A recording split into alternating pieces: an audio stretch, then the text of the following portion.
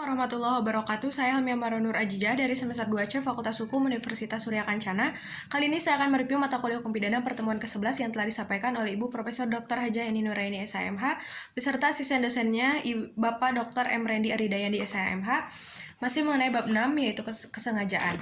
Sifat kesengajaan, yang pertama ada kesengajaan berwarna atau yang bisa disebut dengan dolus malus.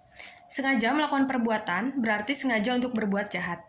Jadi kesengajaan perlu ada kesadaran dari diri sendiri pelaku terhadap perbuatan yang dilarangnya. Dan kata lain, kesengajaan berarti kesadaran dari si pelaku terhadap perbuatan melawan hukum. Atas dasar itu, kesadaran menjadi syarat untuk dapat dipidananya si pelaku.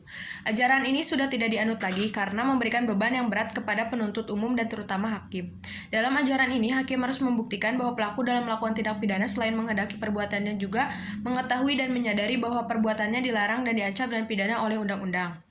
Kemudian yang kedua ada kesengajaan tidak berwarna.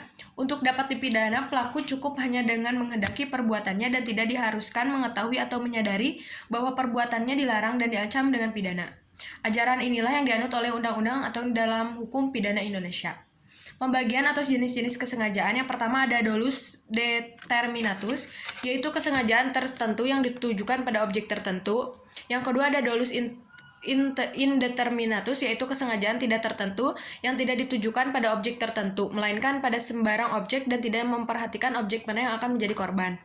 Yang ketiga ada dolus alternativus, yaitu kesengajaan yang ditujukan pada objek yang satu atau objek yang lainnya. Jadi memilih salah satu di antara dua objek. Yang keempat ada dolus generalis, yaitu kesengajaan yang ditujukan pada umum.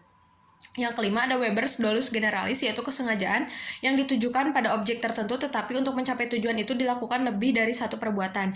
Yang keenam ada dolus indirectus, yaitu kesengajaan terhadap suatu perbuatan yang menimbulkan suatu akibat tertentu yang sebenarnya bukan kehendak atau tujuan pelaku.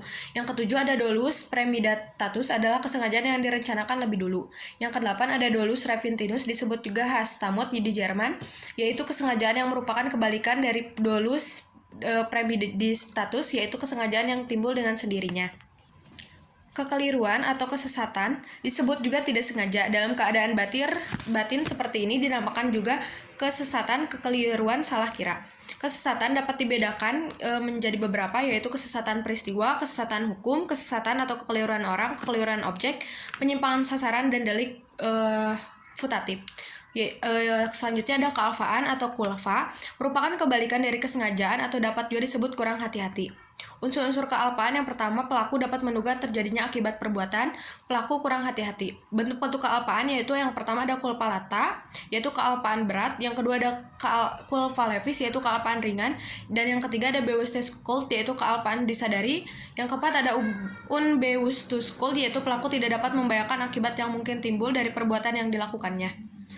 Ada kemampuan bertanggung jawab, yaitu keadaan batin atau jiwa seorang yang sehat dan normal ketika melakukan tindak pidana. Cara menentukan kemampuan bertanggung jawab yaitu yang ada 3, yaitu sistem deskriptif, normatif, dan deskriptif.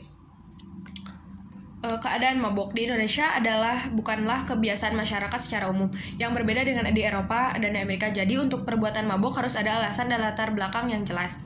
Mungkin itu yang dapat saya sampaikan. Mohon maaf banyak kesalahan. Wassalamualaikum warahmatullahi wabarakatuh.